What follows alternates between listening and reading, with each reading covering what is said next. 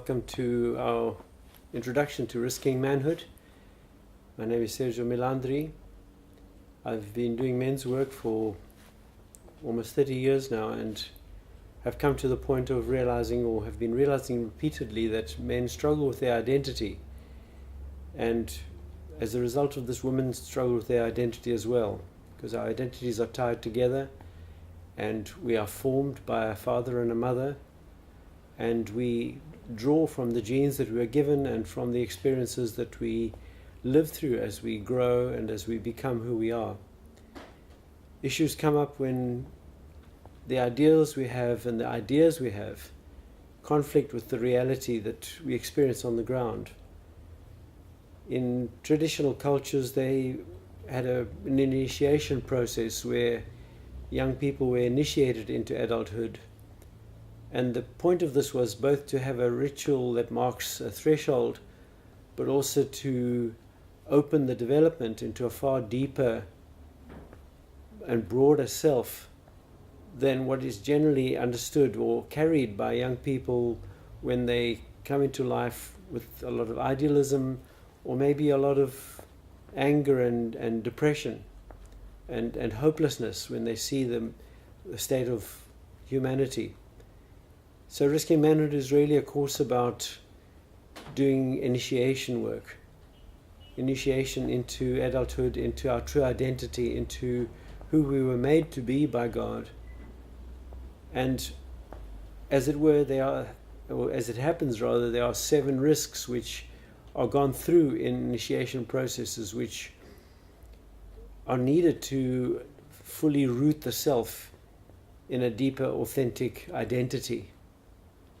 And so this course is about working through the aspects of initiation in daily life, because we don't have the privilege, and in many cases don't have the social process of going through an initiation ceremony and experience. And so we're needing to almost become aware of the possibilities of doing it in daily life and of it being a part of our development. Now, those of us watching or being part of this will realize that we are at different ages. We're not all 15 to 20, when it's more appropriate perhaps to do an initiation ceremony, a process. And the fact of the matter is that it's never too late to do one's inner work. And often when one is doing that inner work, one is coming to a realization that things shift, things become clearer, things become more apparent as to what is needed and what is not needed. And a lot of the direction that we have from adolescence, which drives us to perform and to seek our identity in what we achieve, is relaxed, is relieved. And our identity is separate from externals, from our achievements, from our acclaim, from our influence in life. These are the results of our identity. They're not the constituents of our identity. And so in Risking Manhood, men and women are going through their growth process and seeking to understand what has shaped us, what has formed us, what is directing us, what is guiding us, but also how to deepen and broaden the base from which we are operating, from which we're living, from which we're becoming ourselves. So women have been for some time, for 5 or 6 decades in feminism, been questioning their own identity and questioning the fact that men tend to define human identity, particularly patriarchal societies, or ours, which is largely patriarchal or a result of it. The men's identity tends to define the identity, and women tend to be referent to that identity. But increasingly, as we see with feminism, women have been saying, but who are we apart from men? Who are we truly, really? And how does that fit together with men's identity? And that is an important and necessary process that women have been working with. But too often, women tend to react to men's identity and see themselves as trying to find themselves apart from the masculine. And So the risk is really to see what men's identity is really about, and to see how men's and women's identity are interwoven inseparably. We were formed, as I said, by a man and a woman, father and a mother, and their identity is inwoven in every cell of our body. And so to be forming or to be seeking our identity in reaction to one or other is to be further distorting who we are. What we need to do is to take the risk of exploring truly what the broader sense of human identity is, and what the components are that men and women bring to form the new self, or the me, and how that can hold together, and how that can work in a creative and life-giving way. So the 7 risks are things we take for granted, things that we assume are happening as we're growing up. And the point is that many of those things don't happen because there isn't a trigger point, there isn't a threshold. As some say, there isn't the liminal space, the transition point where change needs to happen. Because we can't go into adulthood taking all our childhood parts with us without the disconnection, without the separation, without the letting go in order to refine. And so the risks are well known. And the first one is leaving our mother, something we all assume we do when we grow up. But for many of us, this never really happens at a soul level. It might happen at a physical level where we leave home or get married and change city or even change continent, go to live in another country and think we've left home. But the ties, the soul ties, are often holding us and not releasing us into a new self. Leaving peers, leaving our friends, leaving the ones who formed us in teenagehood, in our early adolescent years, has profound influence on how we relate to people as we grow up. A peer group stage is very much one where we conform and fit in with a group, and all those who don't fit in with the group are seen as the other. And we're needing to move to a place where we embrace the other and are able to go beyond the peer group identity to a place of a broader foundation for a broader identity that is developing. The third risk is to leave the false self. Again, so much of society sets us up to find our identity in how good we are, how attractive we are, how we can achieve different things, whether in sport or in academics, in our profession.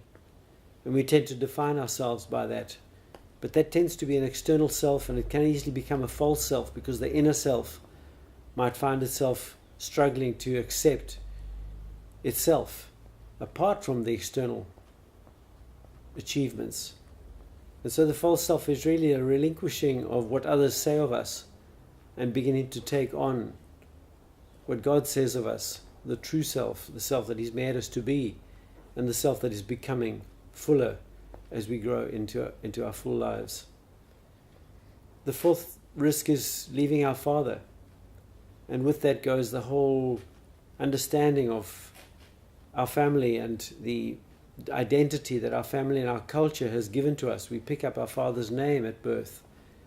We are part of our family's ethos, and the father, the patriarch, often defines that and constitutes that. And it's not that we reject it, but that we leave it in order to come back to it in our own right for who we are and for who we are becoming. Honoring what we've been given, but also bringing our own peace that is unique to ourselves. The fifth risk is to leave institutions. So much of certainly Western life is institutionalized, and we're defined by the institutions that we're part of, whether it's our schools or our banking system or our the legal system. Every system that we're part of has controls which it puts onto us, which then defines us and actually shapes an institutional self. But the institutional self is not relational. And so in as much as it gives us something, it also takes something away from us. And too many of us have become institutionalized in the sense that we fit in with society, but don't know how to connect intimately with another, even with ourselves sometimes, or with God. The sixth risk is to leave our securities, the things that we tend to work for all our lives, that secures us, that gives us a place in society, that defines us because we are people of ownership. We are defined by what we have. And we don't know who we are when we put that aside. We don't know who we are without defining ourselves by what we have, by what we own, by what we influence. And so leaving that and moving into a space where we are just who we are. In initiation processes, they go out into the wilderness, into a wild space, into a space of no ownership, into a space of vulnerability, into a space of openness to the unknown, leaving securities behind. And it's a necessary process to deepen the foundations of our being. And then the last and final risk is the risk to leave life itself. And though that sounds like a contradiction in terms, if we don't know how to let go of life, we won't know how to get into life. If we aren't aware that one day we will die, and one day our lives will end, and that what will remain will be what we have lived for and died for, then too often our living is to avoid death, to avoid sacrifice, to avoid giving of ourselves truly, almost trying to hang on to something that's slowly being taken away from us anyway. And that really leaves us with a very paper-thin and very fragile and very vulnerable identity. Whereas when we know what we live for and what we are prepared to die for, what we stand for, and who we are in a deeper place, we'll truly know what we live for and what we're here to achieve, to bring about in our calling. And so this series is a series of 8 videos, the introduction and 7 risks, and each one is a video with material. It's been recorded live in a course with people, and there are exercises. And so as you follow the videos, you'll be able to be part of that and also engage in the different exercises. And it would be preferable if you did this with somebody else and also had time to reflect on some of the questions, on some of the exercises, some of the places of sharing your own experience. And then between videos, to take some time to really explore what this means in your own life, to live with deeper questions around your identity and around what is becoming whole in you, what it means. It is best to engage the risks one by one, not to just make it an information download, but more an experiential one where we go through each risk and feel what it feels like to let go of certain things, to change certain patterns, to become aware of attitudes that we carry, to engage the bigger picture, and instead of coming with our foregone conclusions and judgments, really seeing it as an adventure of moving into an unknown space within ourselves and finding there something worth finding. In traditional ceremonies, people would go out into the wilderness to be away from everything they know and that holds them and gives them identity. In this course, we take the risk of going into our inner wilderness, leaving our securities behind and all that we know, and letting go of what we have in order to find that which is deeper and more relevant. So our hope for you and for the community that you're part of is that this starts you on a journey of exploring who you've been made to be, what your calling is, what your true identity is in Jesus, and actually bringing you to a place of realizing that you're here for a purpose, that you're unique, and that you have a deep and profound calling, firstly into a relationship with God who made you, with yourself, whom you need to be in deep relationship with, and with other people, with the people that you're called to be part of, to be among, in a world that is wounded and hurting because there's lots of confusion around what we're here for, and really beginning to work towards healing and bringing unity in a humanity that is in many ways very wounded. And so we greet you. We pray that this will work well for you. If you want to contact us, you're welcome to email us on our contact details on relating.com. We're here to help you in whatever way we can, and we hope that this will be a transformative experience for you. It certainly has been for many, many people who've done the course, and as we go live with it on YouTube and in other formats, we just trust that this will be something that is really helpful. If you have any comments or questions or suggestions for improvements, we would welcome that, and we like to see ourselves as a broader family working at the project of becoming whole, the people we're meant to be, both men and women. Thank you.